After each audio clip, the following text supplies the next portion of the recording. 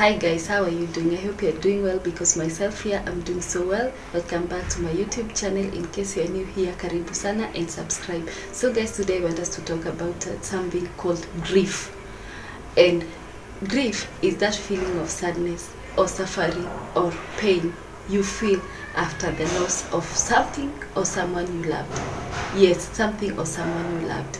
So apart from losing someone you love, there's a lot of losses that can cause grief, and that's what I want us to talk about. But majorly in this video, I want us to talk about the loss of a loved one, grief brought about by the loss of a loved one.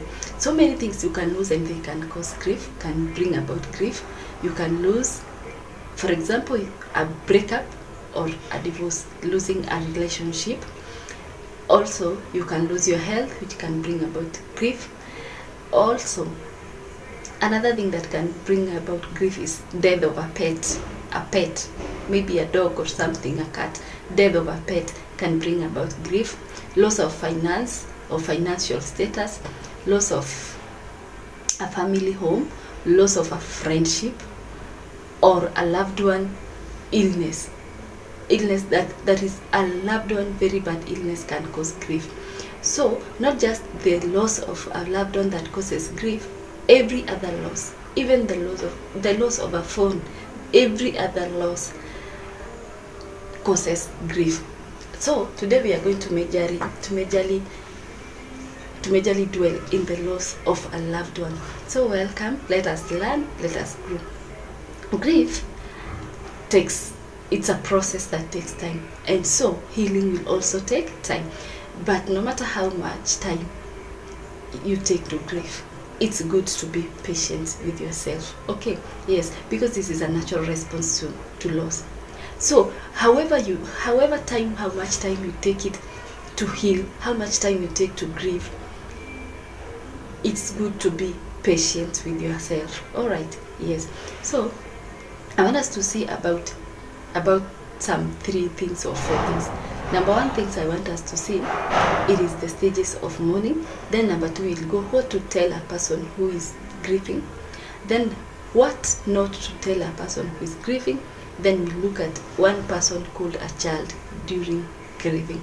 So we start with the stages. Stage number 1, it's called shock. It is that stage where you receive the news, and then the shock you receive when you receive the news that whatever you are or whoever you loved is no more. That shock. Then it goes straight to stage 2, to a stage called denial. Maybe umepata shock, maybe you fainted or umestuka, and then you're like, they are dead, it's dead, it's normal, it has been taken. Unastuka. Then it goes straight to stage 2, and then you're like, I can't believe this. This is not true. This didn't even happen. It's called stage 2. It's called denial. And then when you're in denial, you are in that stage. For example, if I can say, you unakaa hivi unafikiria, maybe I'm going to receive a phone call from the hospital, and they tell me that my dad has started breathing again. They have taken him back to the ICU. While he was in the refrigerator in the mortuary, he started breathing again, and they have taken him back to the ICU. But you do not receive that call. Or I said any loss causes grief. You lost your job and you are just there.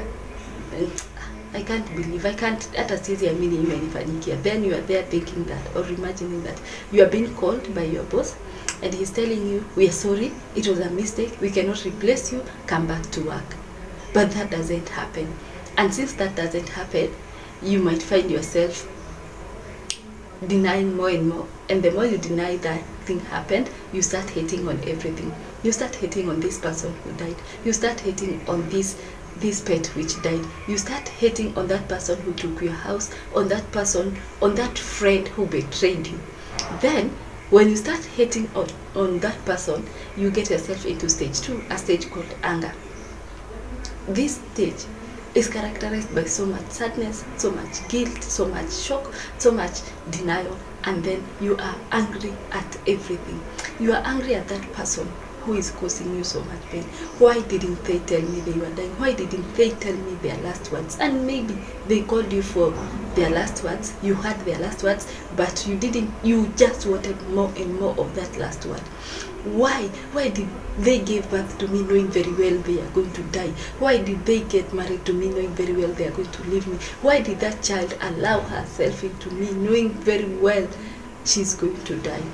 Okay, you are angry even at death itself. You're angry at the loss. You're angry at that company that, you know, fired you, and you're like, okay, they could have told me yesterday they were firing me, or then the other year I could have looked for a job everywhere else.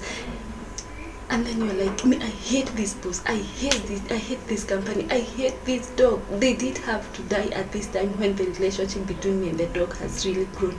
You hate everything, you're angry at everyone, and you're angry even at inanimate objects. You take glasses, you splash them on the walls, you hit everything, and then even the family members and close friends are like, okay, is this even grieving? Ama kuna mtu hapa ako na kisirani.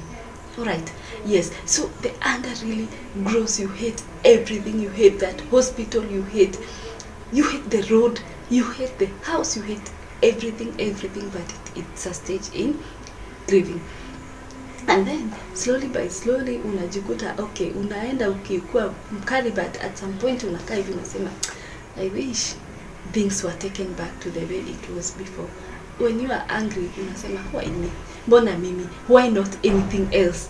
Why not losing money than losing my mother? Losing a job that, okay, now you are like, you are bargaining. You get into stage 3, bargaining. If things were taken back to the way they were before, to the way they were last week, I could have done this and this. If things were taken back to the way they were before, I could have done this and this. If things were taken back to the night before my mom died, I could have gone to hospital, taken her out of hospital, and take her to a better hospital. That's what you think you are bargaining. What could have happened if things were taken back to the way it was before? And pole, you are getting yourself stuffed with a lot of thoughts, with a lot of issues, with a lot of thoughts and emotions in your head, and then slowly by slowly you get into depression. That's stage 4. You get into depression. And I talked about this in the previous video. You don't feel like eating, you feel tired, you don't feel like doing, that stage is the I don't want to do anything at all. You even feel sick, you cannot concentrate, you are just there, hauogi. That's the point when you go visiting these people, you find them, they are so dirty, wananuka, they smell so bad, and the house is dirty, and they are not bothered. They are not disturbed by the fact that they are smelling, or the house doesn't look nice. Yeah, and nobody is supposed to judge these people. They are going through a stage called depression and grieving. And the beauty of this depression, this one heals. But if it is not well taken care of, it can be clinical depression. Then there's another stage called acceptance. After depression, unaanza kukaa hivi, unafikiria, unasema, at the end of the day, I am at peace with what happened. It's not that you are letting everything that happened go, or you're forgetting, but you're at peace. But sometimes in this acceptance stage, you can find yourself going back to denial and saying, me, hata siwezi amini ilinifanyikia. If I go to my mother's house, I know I'm going to find her. If I go to my auntie's house, I'm going to find her. But ile time kubwa, a longer time, you find yourself that you are accepting that they are normal. Yes, you might go back to being angry again. You are angry at God, you are angry at everything, but you then unajiambia, hata nikikasirika, she died and we buried her and I'm at peace. So the longer time unajipata ni ile tu kwa acceptance. During acceptance, that's when you know, I have accepted. Unakubali, this happened and life has to move on. Then there's another final stage called integration. This stage, it doesn't happen to everybody. Some people accept and they just live with it. They just learn to live with it. But there's another person who accepts and they decide to come out of that grief as a completely new person. They decide, okay, I lost a son. I'm going to be a coach to all those mothers who lose their children. So she learns on how to do it, then she becomes a new coach, another person. She doesn't accept and learn to live with it. She learns to live with it in a new way. Yes, she didn't know how to talk, she knows how to talk now. All right, yeah, so those are the stages. Now we go direct to things not to say to people who are grieving. And I know this is a very, very, very big problem here in Kenya, and I don't know if it is a problem across the world. But I just want to say, there are things we tell those people who are grieving which are not so welcoming or so friendly or so heartwarming. They really pierce into these people's heart, and we add more salt into an injury, more insult into an injury. You know, these people's hearts are broken, first of all. They are in pain, they are in suffering, and then we go telling them these things. So these are the things to avoid telling people who are grieving. Number one, to tell a person, I know how you feel. To tell you the truth, you don't know how I feel. You don't know how I feel. Don't tell me you know how I feel, how you feel. I know how you feel. Maybe you lost your mother, and I have lost my mother. These two cases are very similar, but you lost your mother through an accident or an abrupt death. But I have lost my mother through some form of terminal illness, a very long-term illness. So I have seen her to the last breath. You didn't see her to the last breath. So yes, you can relate the death, but the process of death you cannot relate. So don't tell me you know how you feel. You better tell me you went through the same thing, and you are here to encourage me, than to tell me you know how I know how you feel. You don't know how I feel. So stop telling people that. Stop. Even if you can relate the deaths, but the process of death you cannot relate. Number two, don't tell a person to be strong. You cannot be strong in the midst of suffering, in the midst of a brokenness. How can I be strong? Don't tell them to be strong. Let them express their feelings. Let them express their sadness. Let them cry. Let them do whatever they want. It helps in the process of healing. Okay, just be patient with them. Number three, there are some people who will tell you your daughter is at a very safe place right now. He's at a peaceful place, a safe place. She's in a better place. Let me tell you, there is no better place than where we are, both of us. If it is a better place, tungeenda sisi wawili, or tungeenda sisi wote who are concerned, who are grieving, we just be in that better place. But you cannot tell me that my loved one is in a better place na mimi niko huku nalia. Of course I won't believe you, and I will see you as an enemy. We do this in good faith, but sometimes they are sober. Not sometimes, all times. So stop telling people that their loved one are in a better place. What better place than being with me? What better place? That is the question that rises inside those people. Then there's another thing we tell them, that it was part of God's will. Let me tell you something, guys. There's no need to include your faith where you are not asked. One, this person didn't ask you to tell them what happened, or who took your mother, or okay. And then you are there telling them it was part of God's plan for them to die. Why didn't you die if it was God's plan? And then nobody told me about that plan. I didn't know about that plan. And if it was God's plan, why didn't you die?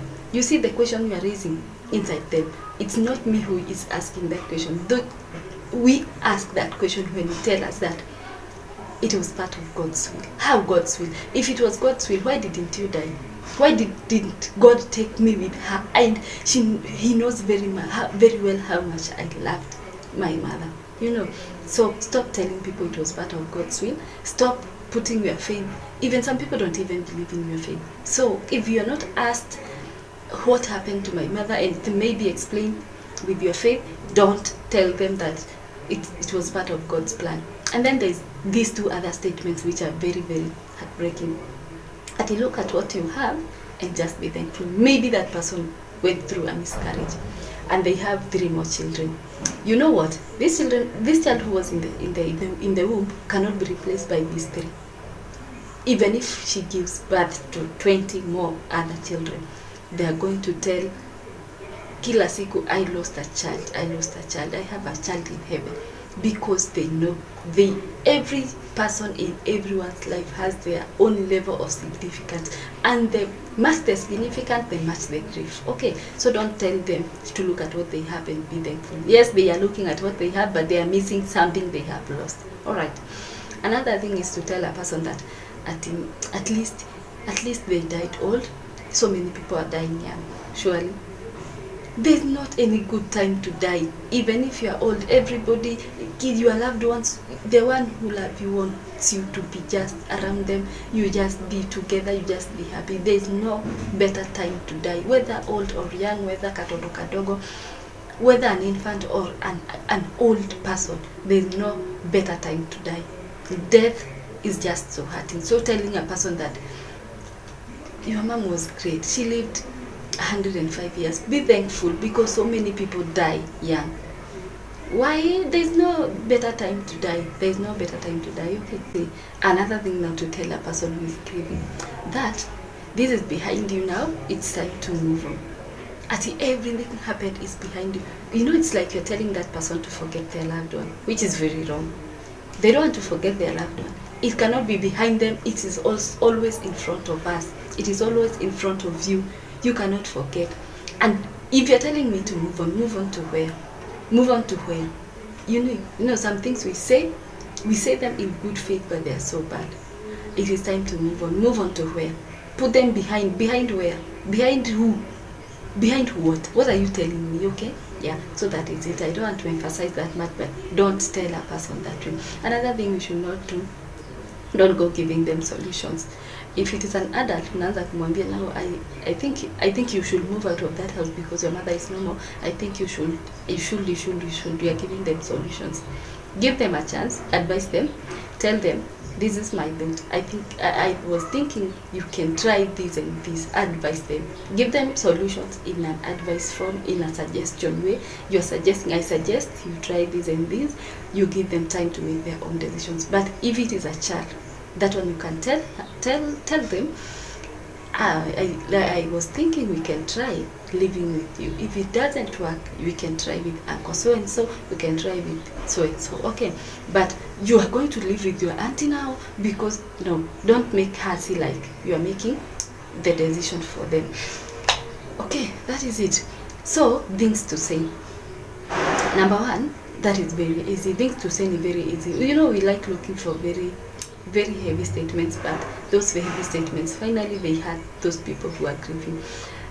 Then number one, you can tell that person who is grieving, I'm here, I can listen to you. If you want anything, just tell me. Reach out to them, call them, know how they are doing, listen to them. That is what we're supposed to do. Listen, reach out, and then be practical. Be practical ni kusema, if these people have children at school, you can go for those children at school, bring them home. If they don't have shopping, go do some shopping for them. If they cannot clean their houses, they cannot do any work, please be there for them for those works.